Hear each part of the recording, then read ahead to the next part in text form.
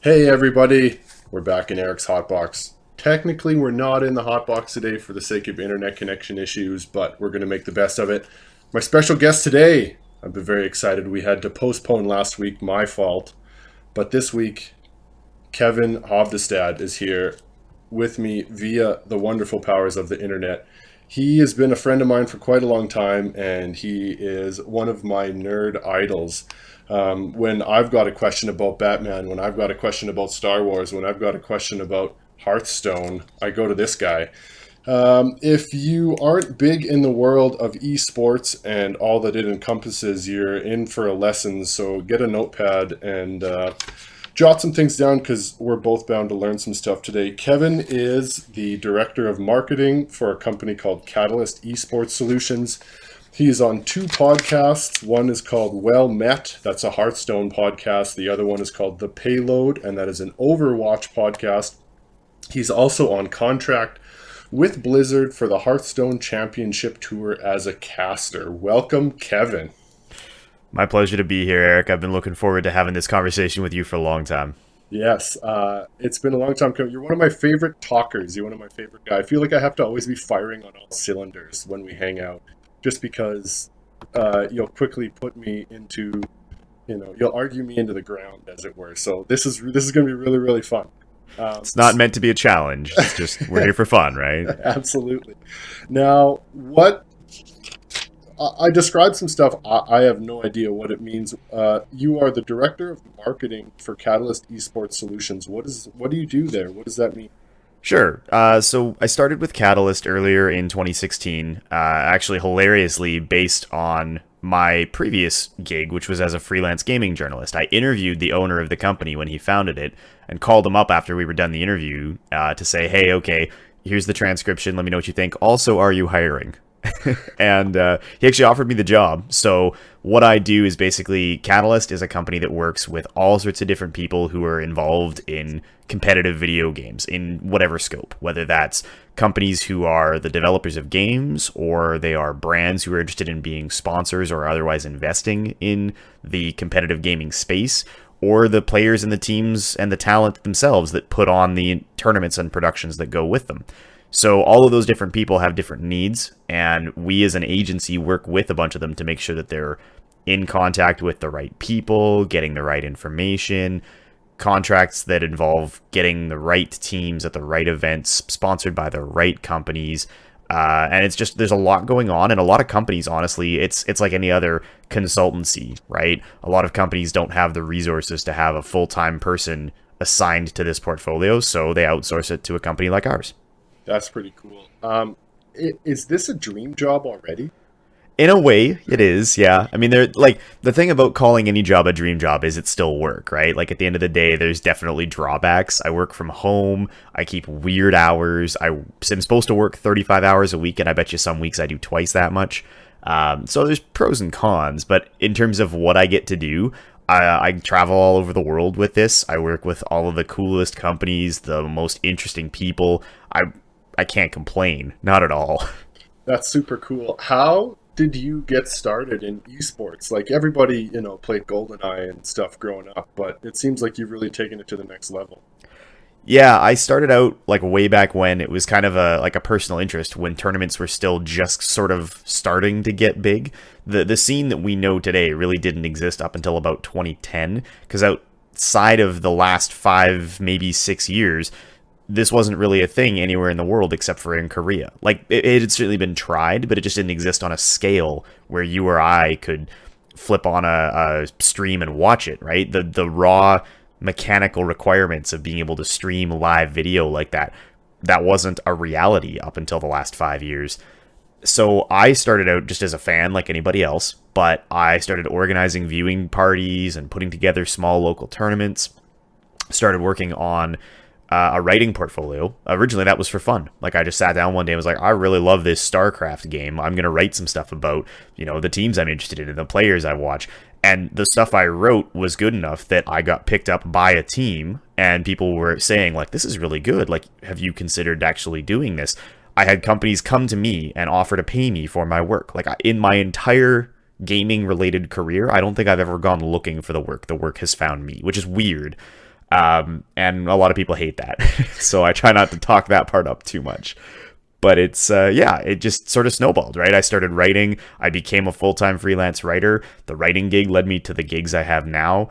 And it's all I do. I spend my day, like every day, 7 days a week, 52 weeks a year, talking about video games, writing about competitive gaming and the complexities of the industry that's emerging, because it's going through all of the same formative experiences that every other professional sport has gone through. Every game, right, takes like 50 years to evolve from, okay, we have invented basketball, to, okay, here's the NBA. Like, there's a huge long stretch of stuff, and we're learning all the same lessons and going through all the same growing pains, and it's just kind of a cool thing to be on the ground floor of.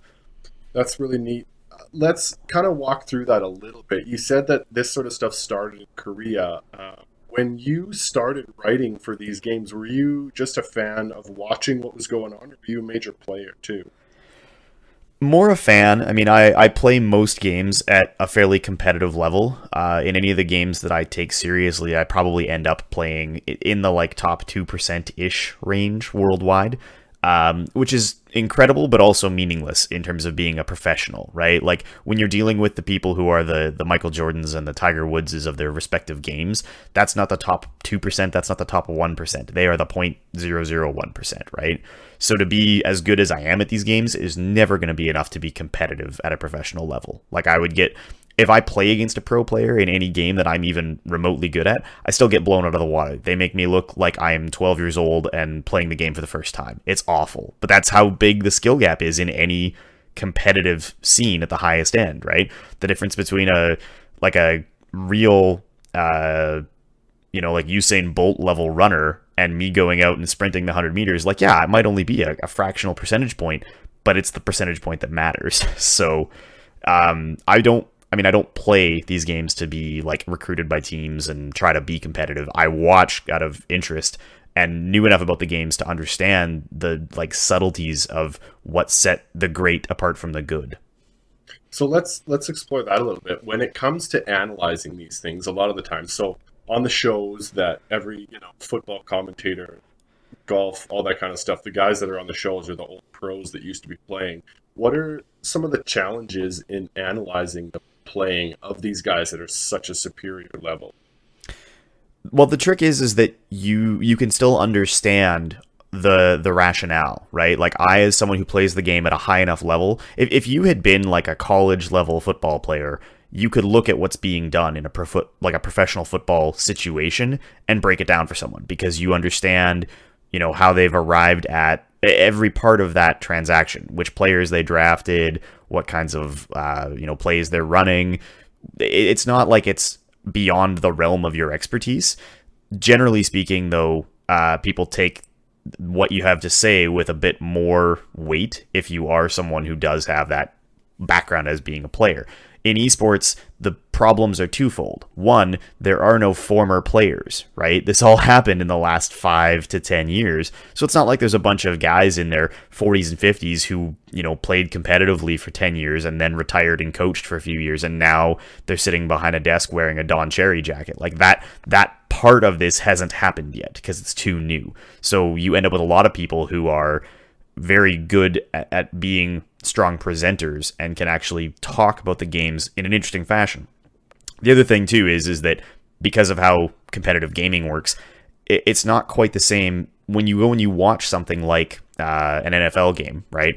They've got people who are trained professional broadcasters who are putting on the show and hosting those commentary panels between a group of former players. We need those people, right? There's still players. We still do interviews. We have all the same things going on, but we need those people to facilitate conversations, who know how to get up in front of a crowd or stand in front of a camera or guide an interview properly. And that's the skill set that really I'm more concerned with. Is it a pretty elbows up competitive thing to get into? Are there a lot of people jumping at the bit right now? I guess the reason I ask is because you're saying it's in its formative stages. Are there a lot of openings for people to kind of shoehorn themselves into a position where they might be able to start exploring that? Yes and no. It is very competitive. Like there's everybody who is under the age of 30 is at least aware of what's happening out there, and if they've ever played a video game or had any interest, it's something that's very exciting to see happening because it's going so well and growing so fast. Right in 2015. In terms of like sponsorship revenues and the money that was being spent by companies to get their eyes in front of people, esports was at like 80% of the amount of money being spent on the NBA already. It's huge. It's nuts. I know. So there's a lot of people who want a piece of that, which makes it very difficult to get involved. The flip side to that is that it changes really rapidly. You take a game like Overwatch, which literally only just came out last week officially. There's a brand new scene for a brand new game.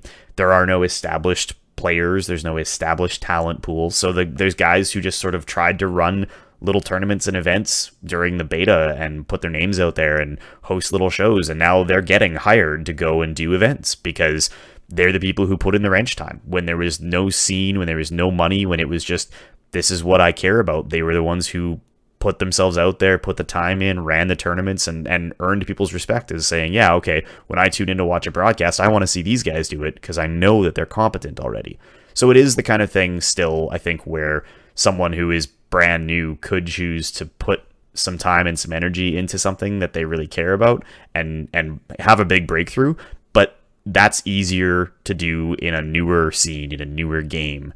Trying to go back, like when I started, right, I was a big fan of StarCraft, and I put years of time and energy into writing about StarCraft and learning to be better at StarCraft, and it didn't matter because the game was so well established. There was never going to be an opportunity for anyone to get into StarCraft. But I was doing that alongside 3 or 4 other people who also wanted to break into StarCraft, and all of us have ended up getting into the industry working on other games. It just becomes a question of where was the opportunity. So was StarCraft kind of the egg before the proverbial chicken of esports? Was that what got everybody going into the, you said 80% of the NBA revenue is seen by esports. Was it StarCraft? Absolutely, it was. So there's like we'll do the history lesson because it's interesting. Esports as a phenomenon basically came out of Korea, and the reason it came out of Korea is back in the, and I'm going to get the exact time frame on this wrong, but I want to say like late 80s, early 90s, there was a huge Southeast Asian financial crisis, right? The markets collapsed out there. Every country in that whole region took a huge hit. People were really, really struggling for a long time. Currency was worthless out there, which meant that, their economies tanked very, very quickly. And so different governments tried to deal with that in different ways. The government of South Korea, if you go back and historically in other countries, right, when Canada had a rough time during the Depression, the government would say, okay, like, here's a job, help us build a railway or something, right? And that was how they tried to stimulate the economy and get people working and get money moving through the system again. In Korea, they said, here's a job, help us install fiber lines and cable lines for internet connectivity, because the internet was just sort of becoming a thing, but they saw potential there, and they paid thousands of people to just pull fiber and cabling to every house, every school, every building in all of South Korea. And it's not a huge country, so that's not a massive undertaking, but at the time, it was still very significant. There are places today now here that can't get fiber optic internet, right? So they did all this, and it meant that they had this massively connected community of people right around the time that the original StarCraft launched. The game was massively popular. Everyone could get at it and play against their friends and be competitive. And it was so popular so quickly that it actually became something of a sport to them. They knew who the best players were. And that evolved and actually got to a point where they formed teams. And those teams became so popular that they got bought out by massive corporations. So here, when we talk about watching like a NFL game or something, you can get a pretty good sense of what kinds of companies want to be involved in that. They spend a fortune to get their brand in front of an NFL fan. Well, in Korea, the big companies in Korea, right, brands you would know, like Samsung and LG, actually bought the entire team. They became the owners because that was how valuable it was. So every major Korean telecom, all of their big, like, electronics manufacturers, they all bought teams and they formed a league, and then they started having people play these games against each other. That's among the most popular things to watch in South Korea. Like when South Korea was doing like moderately okay in the World Cup, they had famous esports athletes, gamers, walk out on the field and be like, guys, get excited. Our World Cup team's about to play, which sounds totally backwards, but that's how it works down there. And the evolution of that got to a point where the infrastructure was well understood. There is a formal league. The Korean government has a ministry for entertainment that includes the Korean Esports Association. It's actually a branch of their government that mandates and runs leagues in Korea. That was all done within StarCraft. So StarCraft was the genesis of all of this in Korea, and it just kind of spread from there, right? It was equally popular eventually in China, Europe, North America over time.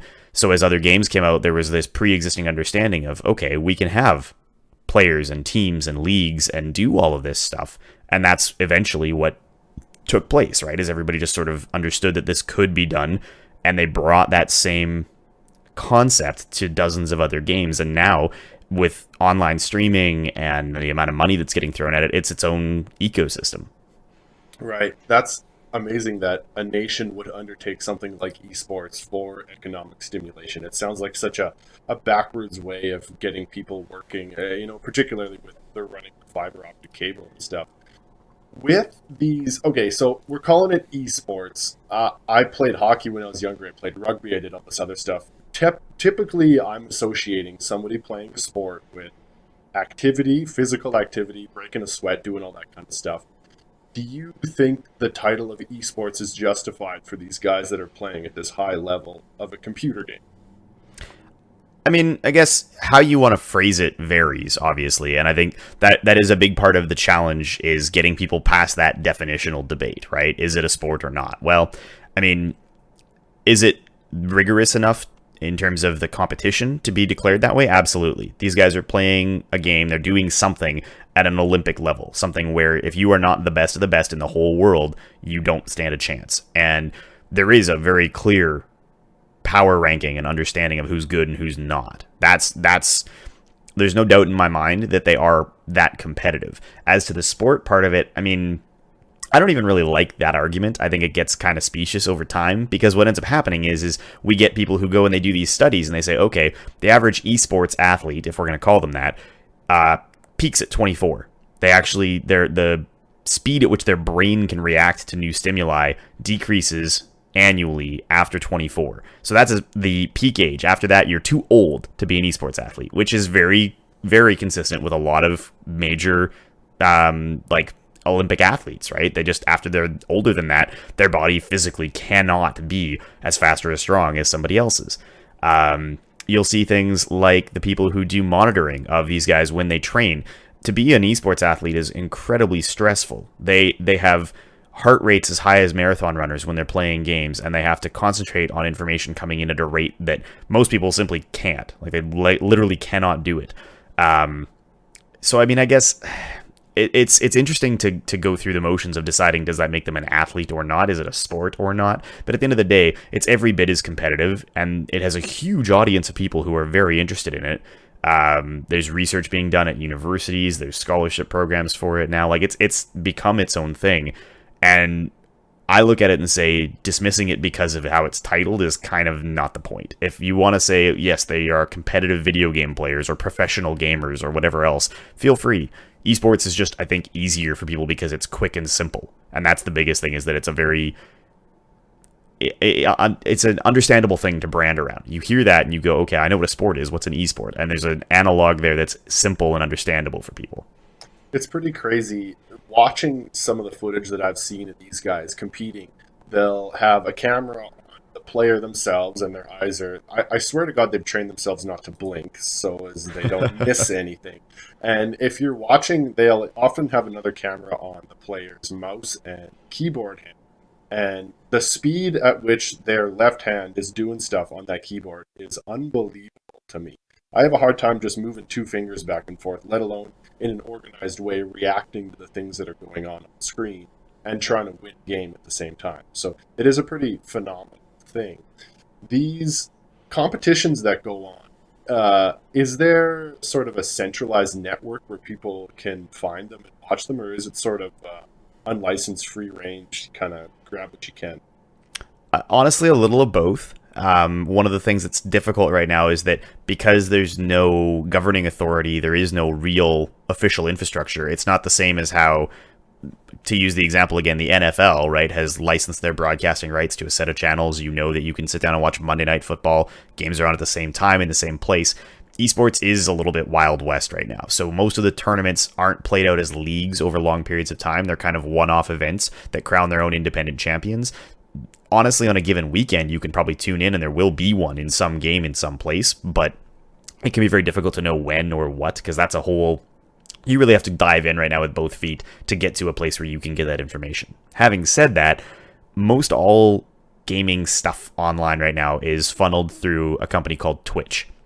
They set up a platform back in 2011, right around the same time that sort of competitive gaming started to blow up, where anyone can go and they can actually stream themselves playing a game. And so for entertainment, I can sit down right now and I can play a game, but I can be talking to people who want to watch me play that game and talk through my thought process, or just because they think it's entertaining. And that's how most of these tournaments now are broadcast to people around the world, is someone sets up all the equipment, gets all the stuff together to run these big tournaments, and then broadcasts it all live online for free. Wow, that's it's pretty amazing. The fact that you can participate in events happening all over the world with the speed of the internet stuff going on effectively live. You know, there might be a second or two. Is pretty amazing. Do you feel that so baseball's on TV, basketball's on TV, all that kind of stuff. It regulates what they can and can't show, what they can and can't discuss when it comes to maybe controversial issues as far as a tournament is concerned. So I should have looked this up before we spoke, but I remember there being a female speaker going to speak at some kind of convention, and she actually canceled her appointment to speak because of negative feedback that she was getting from gamers. Is that a serious problem in the esports world? Yes, there's really no nice way to sugarcoat that or dance around it. I think the one you're speaking about in particular was a lady who was supposed to do a panel at a Penny Arcade Expo like a year or two ago. And yeah, I mean, if there's something to be said about gaming as a whole, the scene is really good. It's really good to a lot of people for a lot of reasons. It's opened a lot of doors. It's given people something that they really love to work on or to watch. And I think as a whole, I would say it's very much a positive thing, a positive force in the world right now. The downside is that, like anything else on the internet, right, anonymity breeds contempt, and you get people who use it as an outlet for things they can't say or do to someone's face in the real world, and that does tend to bring out some of the worst in people. So some of the gaming and esports spaces are better than others, but there's definitely been issues of racism, sexism, bigotry against people who are, there's a lot, actually. One of the really challenging ones is the transsexual community, because it's a huge question, much like in any other sport. Does someone who has a sex change get to compete as the gender that they are now, who they are, right? And it poses questions and problems because traditionally most of the competitive gamers that have been successful have been men. Because there are physical limitations and requirements, the amount of training, the amount of effort, the speed. There is a slight, what appears to be a slight biological advantage. So you don't necessarily see men and women competing against one another, at least yet. Maybe that's something that'll change over time. But so I mean, there's all sorts of questions like that. And I hate it. I hate it openly because I am the biggest proponent of having an inclusive community and wanting everybody to be able to feel safe. But we do necessarily end up with, because it is, broadcast all over the place and open to anyone, people who are awful. And the other thing that's really tough is because of the age of the people involved. And I'm not saying that to be dismissive, but we're dealing with kids, right? We're dealing with people who are late teens into their early 20s. They're college age at most in a lot of cases. They don't necessarily understand the damage that they're doing. And they're also at a stage in their lives where they like the idea of somebody speaking out against authority. They like the idea of someone telling the system to go screw itself. And that tends to mean that you get somebody who says something awful and controversial or does something terrible, but it creates a little bit of drama. There's a little bit of tension, and that's exciting. People like that stuff, right? It's the basis of all reality TV at the end of the day, right? So there was an incident, for example, not too long ago here, like in the last year, where a pretty famous esports journalist and writer basically assaulted someone backstage at an event. He sent a really like inappropriate tweet, and the guy approached him about it backstage, and he took a swing at him, give or take on the details and who you want to believe about how that whole altercation went down. Bottom line, the event had to ban him outright from participating because he had basically assaulted someone backstage. And that stuff goes on because, yeah, when you tweet a photo of something about someone's girlfriend being in your bed the night before and then expect nothing to happen, like it's a little juvenile, right? And that's something we're going to have to work to overcome as this gets more serious, is teaching people, even the people who have gotten their fame and their notoriety by being that person, by being kind of the villain, that ultimately, even if that's been good for you personally, it's bad for all of us as a community. That's interesting that you said somebody could get their notoriety based on being a villain. Are there people that are doing more than just focusing on playing the game and actually trying to embody a character representation of what they think, might be popular at the time? Absolutely, there are. I mean, I've seen this done in different games over the years. Today now, like, people are known for being abrasive or being really snarky or whatever their cachet is, right? Because it becomes a differentiating factor. A lot of people, actually a surprising majority of them, frankly, aren't necessarily just good at the game. Or they're good at the game, but they're not the best. And at some point, if you want to keep doing this, if you want to live in this world, you got to get paid, right? That's the bottom line. And so if you're not winning big prize money and getting paid $250,000 salary, which is actually a totally real number, by the way, then you have to do something to still be able to put yourself out there. There are players who stay on contracts with teams for years after they're actually competing because they're famous and they're well known and people are interested in them because they were an asshole on the internet twice. Like that's actually something that we deal with. It's something we're contending with on a regular basis. Like I said, I don't love it. I don't think that's great for the health and the future of what it is that we're all trying to do here, but until it stops being profitable to do it, of course someone's going to do it. It's just the nature of the beast. Right.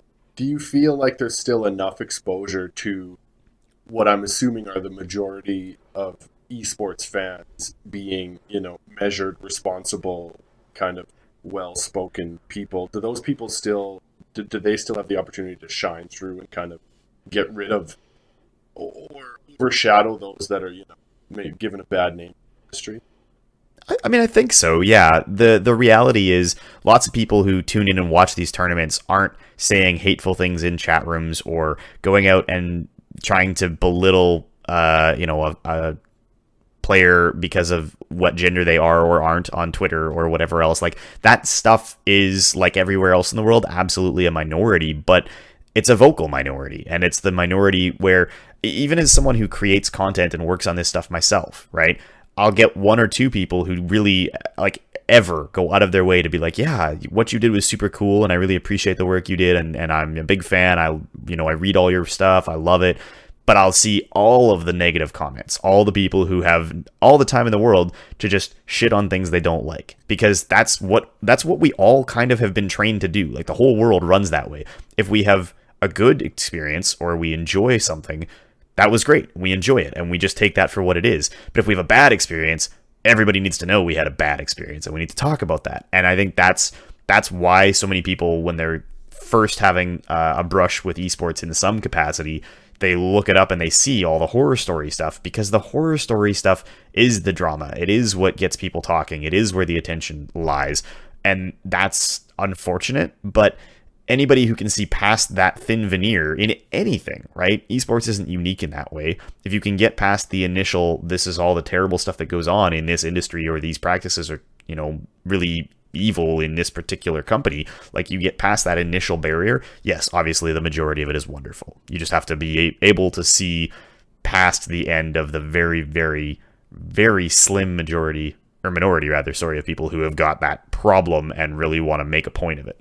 Okay, enough negativity. Sorry to go down that road. No, it's okay. It's worth talking about, right? It's a reality, and it's something that I think if you dance around or avoid, no one ever talks about it, and that's not good either.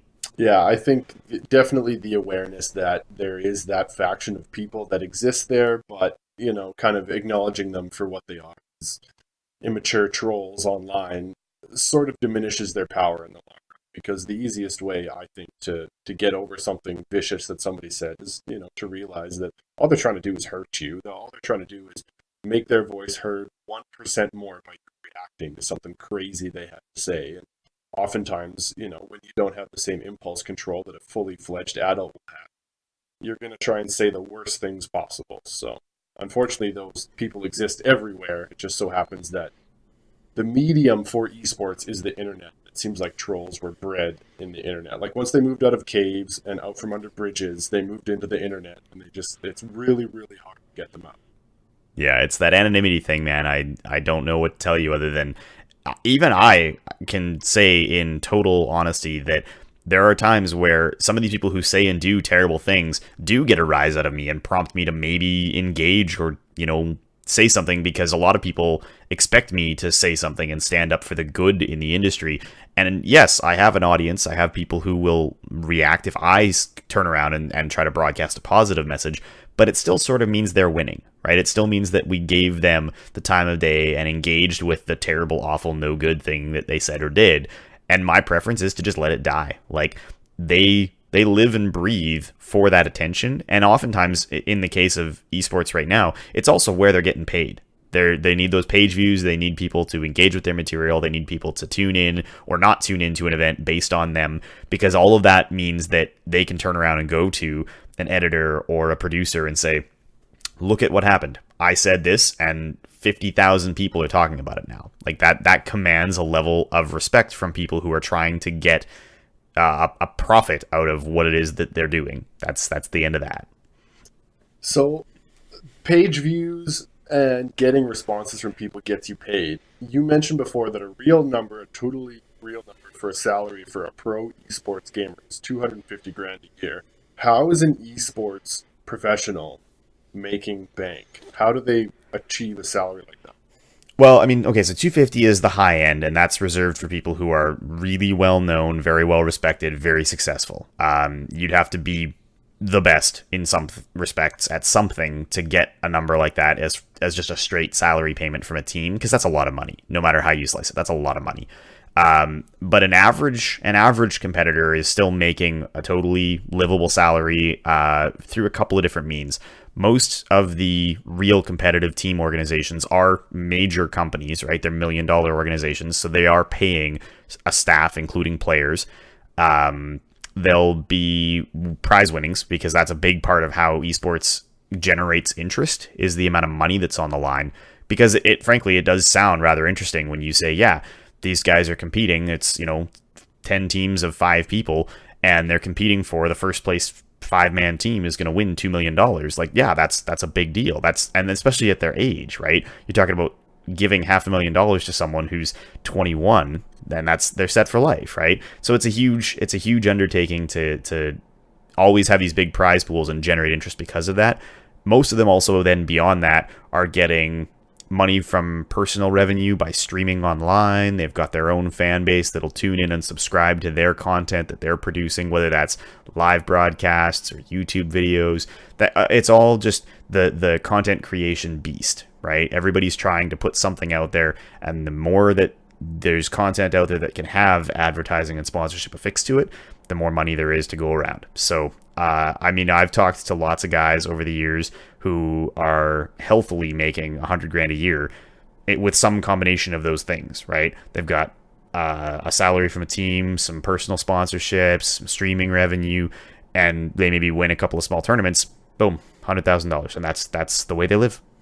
Wow, that's pretty amazing. It's really cool because it seems like the people that are going to be vying for the subscriptions and stuff like that still have a lot of freedom to build that content, like you said, however they want it. If they have a YouTube page, they have a Twitter feed, and they have a website where you can, subscribe and log on and watch them play, it's very much still in the hands of the creator. I think that's the coolest part about podcasts and the internet in general, right? Everyone got so tired of the Late Show and all of the boring, pedantic expected questions. I mean, that's why I started podcasting. I got sick and tired of watching people interview somebody else and never ask questions that I want to know the answers to. So that's a really, really cool thing. Let's talk a little bit about the games that you podcast about. You said one was for Hearthstone and the other one was for Overwatch. Let's start with Hearthstone. How can you describe to those that have never ever played it what Hearthstone is? I can certainly try. So Hearthstone is billed as a digital collectible card game. So the way the game is played is you have a deck of 30 cards that can be either weapons, minions, or spells, one of those three things, and you use those things in combination together to defeat an opponent who also has access to the same things. So you are placing cards on a virtual board into play that have attack and health values, can deal a certain amount of damage, can heal yourself or damage your opponent. You play all these cards with the intention of eventually setting up a condition where you are able to kill your opponent, get their health to zero, and win by virtue of having done that. And there's a whole bunch of different other, obviously, variables and mechanics that come into play. But the core of it is basically, if you were to think of it as being kind of a little bit analogous to, I mean, if you've played any other card games, like if you know how Magic the Gathering works or any other old school card game, you have the basics. If you've never played a card game like that at all, I would say think about it as being kind of like a miniature board game that you're setting up with an opponent. You each have a certain number of hit points. You each put little guys out on the battlefield to fight each other. And if there's nobody protecting your opponent, you can swing at their hit point total till you've killed them. And then everything else just kind of trails from that. Whether you're trying to kill their minions to keep yourself alive, or whether you're trying to kill them before they kill you. It's all just different strategies depending on where it is you're at in the game and what resources you have available to you. Okay, and that's all based on those cards that you have in the deck. I'm assuming that you can increase the complexity and your strategies based on just adding less of a certain type of card to the decks that you have. Yeah, there's a bunch of different constraints. You can't run more than 2 of the same card in your deck. You can't run more than 1 of certain very powerful cards. The cards work in combination in different ways. So sometimes you want a very simple strategy that's just slap a card down on the board and try to have a victory based on a snowball effect. Sometimes you want to hold your cards back and wait until you've got a combination in hand where you can do a whole bunch of things all at once. Any of those different strategies can be viable. There's actually strategies that revolve around just stopping your opponent from being able to do anything, just constantly freezing everything that's happening on their side of the board until you've basically set up a condition where you can end the game outright and they didn't have the opportunity to end the game against you. And all sorts of different variants on all of those. It sounds like part of its complexity is based on the simplicity of it, where I don't have a good example for that. Let's move on to Overwatch. Is there a big difference between the two? Is it another card-based? Not at all, no. Overwatch is actually a team-based shooter game. So you've probably heard of franchises like Call of Duty, right? The big ones that are out there that made billions of dollars. Call of Duty, I think, actually now historically the most successful franchise of anything in the world in terms of like raw internal revenue. If you start to talk about third party and merchandise and stuff, then things like Star Wars blow it away. But in terms of just raw, how many dollars were spent on Call of Duty games versus tickets to go see Star Wars, Call of Duty just laughs in the face of everything else that's ever been done. So Overwatch is kind of like that, but it's more lighthearted. It's set in kind of a futuristic version of the Earth, maybe 50 years down the road, I guess. There's been a crisis where humanity built a bunch of very powerful, borderline sentient robots, and then the robots started building bad robots and turned on the world, and we had to use a bunch of high-tech things to try and stop them. And there's a little bit of a not like fantastical element to it, but there's people within the world who are more powerful than they should be, right? There's a girl who was in an accident involving a super fast prototype jet who has been apparently detached from time, so she can kind of slip in and out of time. There's a super intelligent gorilla who's become a scientist and is now part of the team that's trying to fight these robots off.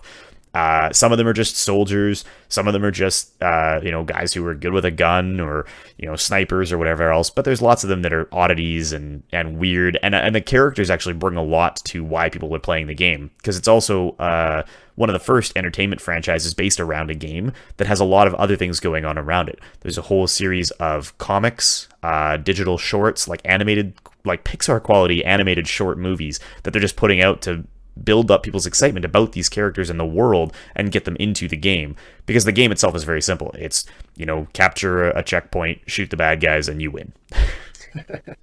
That's super cool.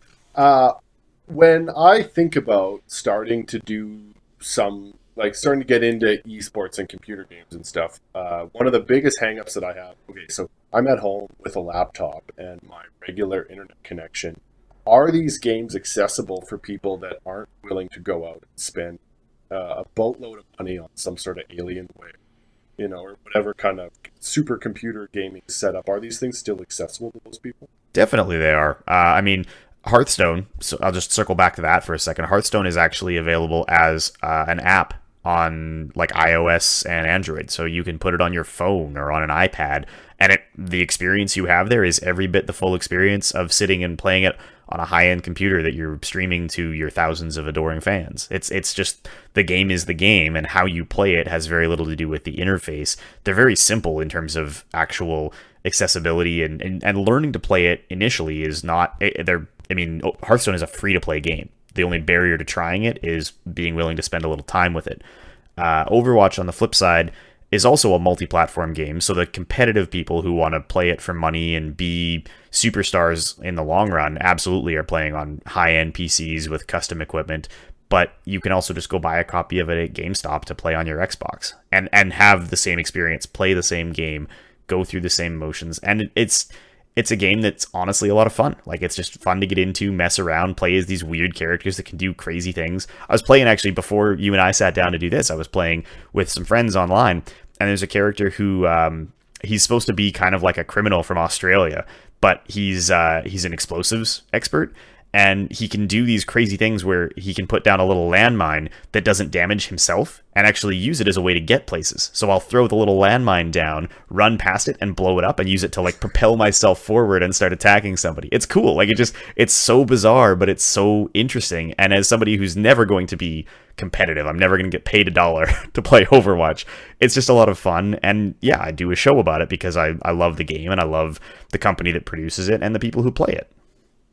So that show that you do about Overwatch, was it something that you were there for kind of the birth of? Were you there for the inauguration of that? Yeah, so in both of these cases, with Hearthstone and with Overwatch, I've been with the game since the day they were first announced. Hearthstone was announced back in, and I'm going to get this wrong, but I want to say 2013 at PAX East in Boston. And as soon as they announced it, I was in for all the testing. I've been playing the game since the day it came out. I've logged over 10,000 games of Hearthstone, which is a lot. Just to give people some context, that's thousands of hours of my time. And then Overwatch was announced at Blizzard's annual gaming convention, BlizzCon, back at the end of 2014.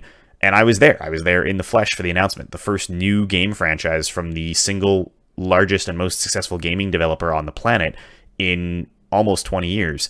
And I was there and said, yeah, this is something I'm excited about. I'm going to do something with it. I want to be a part of it. We've been working on this show about Overwatch called The Payload now for almost a year. We've put out 25 or so episodes of the show, and it's not, the game only came out a week ago. So we've been working at it for a long time, long since before it was ever really in the public eye. Like, you couldn't have just sat down and played it until last week, but it was something that I have been learning about and putting out regular content about for months. That's great, and I want to make sure that those get a plug too. Those are Well Met was the Hearthstone podcast, and The Payload for Overwatch. I'm assuming those are both available on iTunes.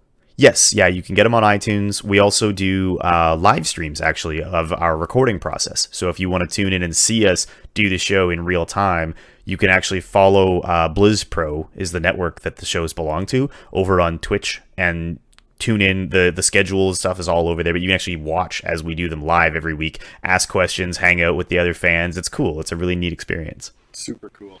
What's your favorite part about being involved in esports? When you think about, 12-year-old Kevin, if you were talking to him and you had to say, this is what you have in line for yourself, and this is the best part of it, what do you think that is? Hilariously, not what I would have thought then, and not what most people would expect now. A lot of people, when I tell them what I do, they kind of roll their eyes and go, "Okay, you play video games for a living?" And I go, "No, I mean I work. I work every day. I play less video games now than I ever have." I think the coolest thing about it for me is I have always loved video games, right? When I got my first video game system at 5 years old, I was hooked. And when normal people would like come home from school and play a game for a little while to like blow off some steam before they went out and like biked around with their friends, I sat and meticulously calculated how to beat the game the most efficient way and made notes about that and published those notes in text files on the internet because that was who I was. That was the kind of nerd that I was at that age, and I loved it. I loved everything about it. You could never tear me away from my games. It was just a big part of who I was. It's a big part of my identity as a person. So now the best thing about what I do is I get to deal with people who feel the same way I do and have that same strong interest in something every day. It's not the same, I think, as a lot of other things because it's so new, gaming in general, let alone esports itself. But when I was growing up, you'd bump into one or two people who had played the same games you had, and none of them took it as seriously as I did. Not a chance.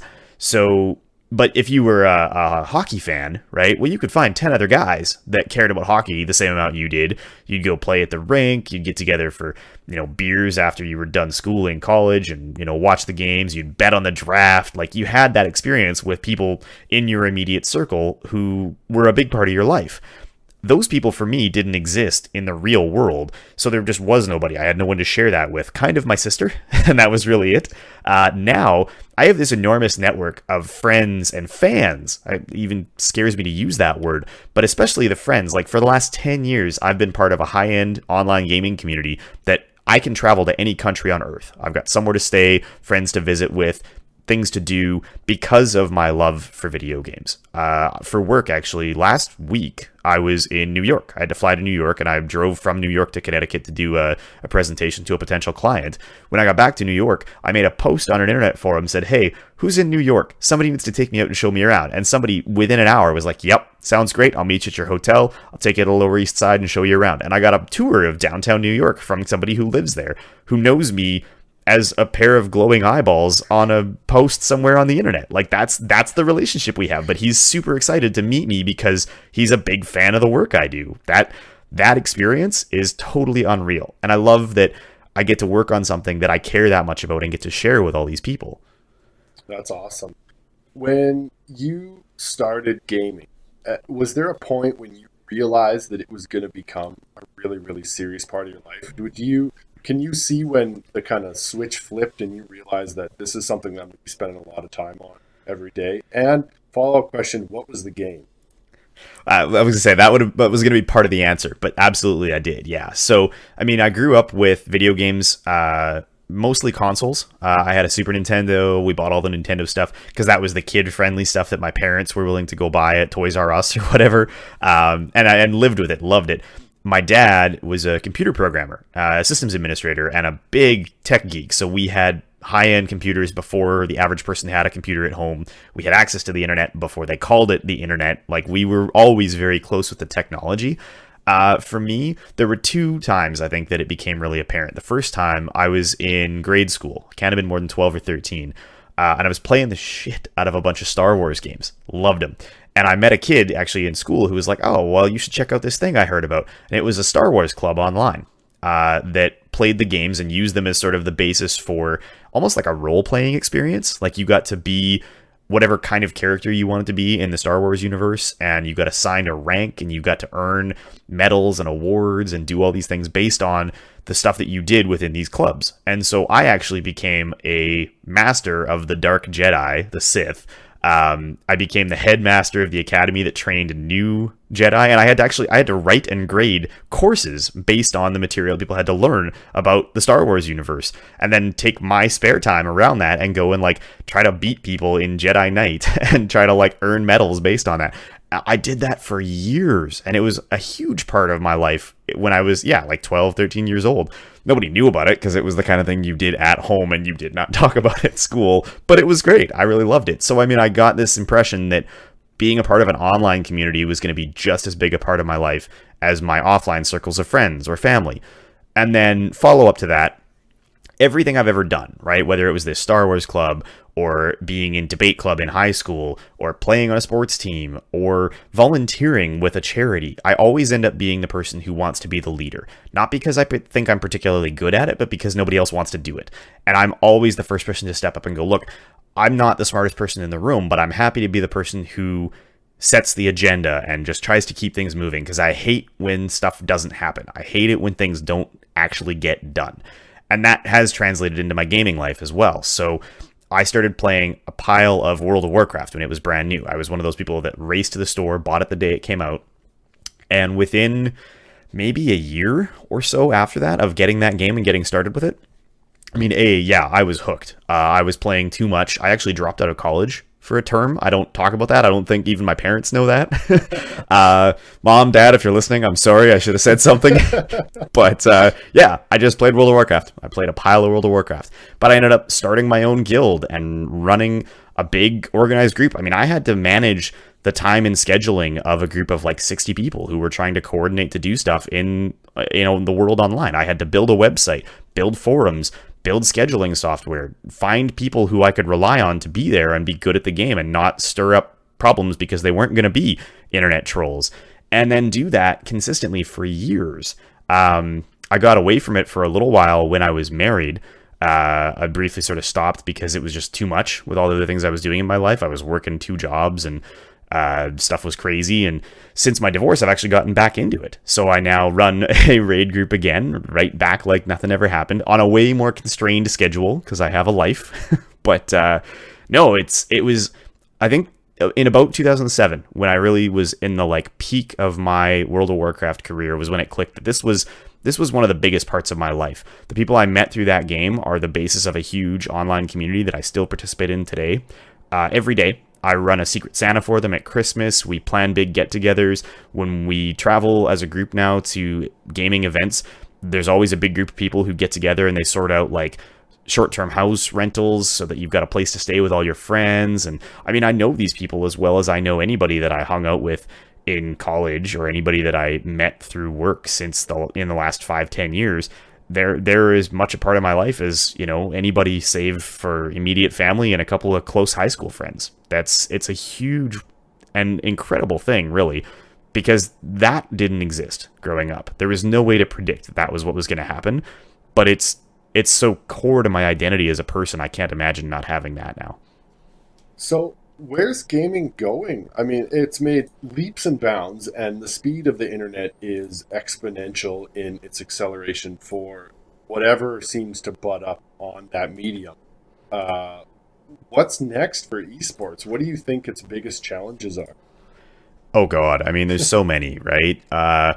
Really, where we are right now today is we're going to run into problems with infrastructure. As the games get popular, as there's more and more money on the line, as there's more and more people trying to get involved, technically, truthfully, on paper, there's nothing stopping you and I from sitting down, raising some money, finding some sponsors, and starting an esports team, which sounds really great, but that's not going to fly in the NFL or the NHL. There's got to be constraints. There's got to be controls on these things to keep it fair and equitable. Right now, when there's collegiate level tournaments and a team does really well, all of those kids get snapped up instantly. Some team walks in and offers them a couple bucks and they're just being bought out. There's no draft system. There's no controls. It's the total Wild West out there still. And even within the scope of the stuff that I've been doing, like I got to work on the Hearthstone Championship Tour as part of the broadcast talent team. Super cool opportunity. One of the most fun and interesting things I've ever done in my whole life.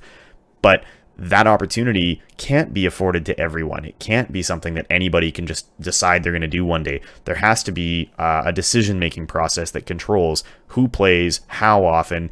Burnout is a real problem right now. Players are being asked to be in major tournaments halfway around the world. Like this week, you're going to be in Germany. Next week, you're going to be in LA all year round, right? They get a week off at Christmas, but otherwise there's major events all the time. So we need some infrastructure. We need some policy. We need some oversight. We need for governments to step in and regulate how people get paid or whether or not people can gamble on it. Like, there's a lot of problems that just haven't really been addressed because it's all so new and so foreign. And I think the challenge right now is every time someone tries to do anything to professionalize the industry, which is a big part of what my job is supposed to be, there's no one who's impartial. There's so much conflict of interest and so much bias. People have tried to create these organizations that are supposed to be regulatory bodies, and they're owned by the same company that's producing the events or by one of the teams. And that can't work. Like, there's just no way. So we're going to spend a few years, I think, fighting through the growing pains of working out the kinks and finding a way to be a real, meaningful, professional league. And also, I think, with some of the challenges of calling all of these things esports, but every game has its own needs and a different developer and different expectations, and we just kind of lump them all together and pretend it's all one big thing. It's not. We're actually stuck in a place where we've got all these different games that are just all being, oh yeah, it's just an esport, whatever, but they don't have the same needs. There's totally different things going on. It'd be like trying to have FIFA run the NHL. Like, sure, they could try, but there would be problems with that. So long term, I think we're going to really butt heads with a lot of people in a lot of ways about that kind of stuff over the course of the next 5-10 years, because it's going to take that long, I think, for the industry to mature enough that there's going to be some people who know enough about it and are also unbiased enough to get involved in that capacity. When you have 2 hours to yourself and the option to play any game on the face of the earth, what game do you play? Oh, God. I mean, part of my challenge right now is because I do so much work on Blizzard's portfolio of games. I host shows related to 2 of them.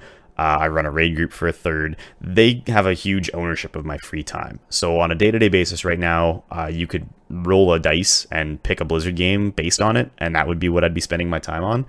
And I love that, but I do also want to do a better job of exploring other things. One of the drawbacks of my career and my lifestyle is, my friends will say, hey, did you play that awesome new game that came out last year? And I'll go, nope, I know all about it. I could write you a review of it. I know every feature of it, and I've never played a minute of it.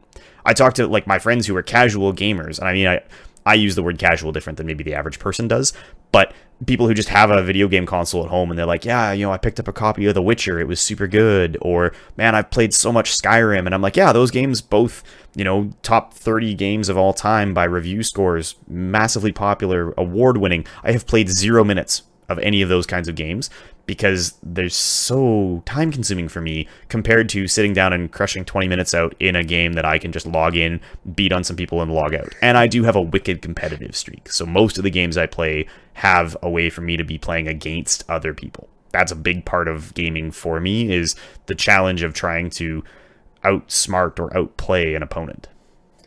You didn't answer my question. You had to pick one game. I had to pick one game. God, probably Hearthstone right now, to be honest.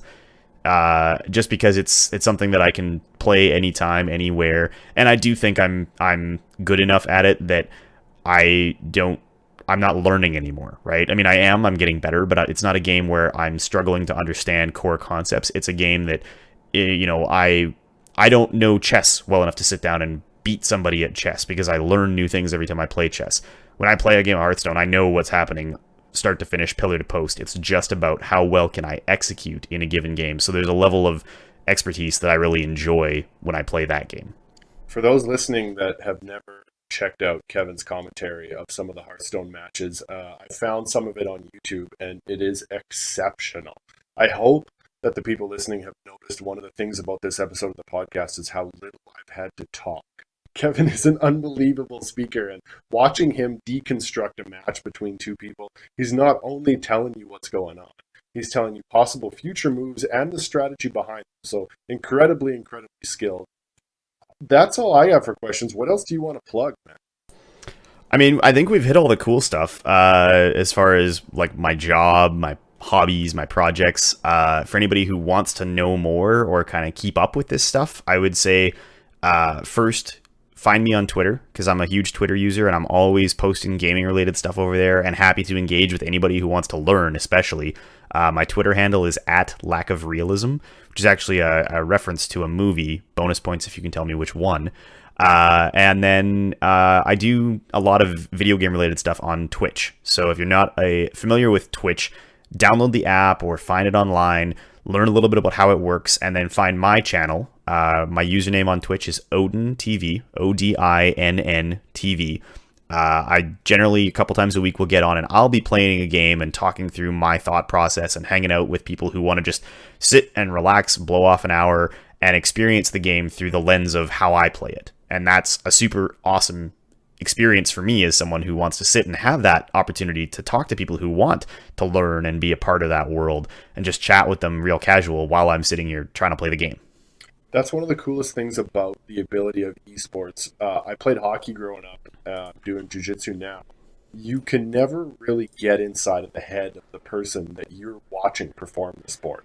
One of the worst things about watching a hockey game, in my opinion, is those stupid 30-second interviews they do with players in between periods where the player has a towel around his neck and his helmet off. And the interviewer asks them, so you guys had a slow start in the second period. How do you feel like bringing it back? And effectively, the answer that they're given every single time is, you just got to get up every day and try to put the puck in the net. I hate that shit.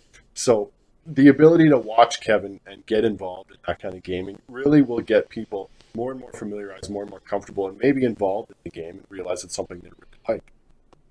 Totally, yeah. And I mean, I love it as a player. I love it as a spectator. I think it's a huge part of why the platform was bought for $1 billion by Amazon and why it's such a core part of the whole experience now is the first time you tell somebody, yeah, you should come watch me play a video game, they go, why would I spend my time watching you play the game when I could play it myself?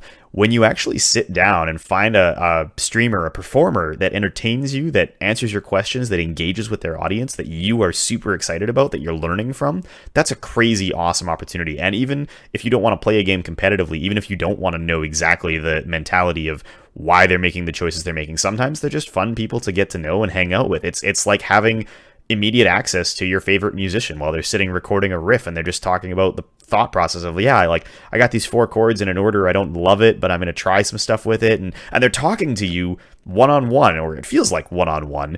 That's an experience that you only really get in gaming. It's not something that exists in any other world. And it's awesome that we have that as something to sort of sell as our own and what differentiates us.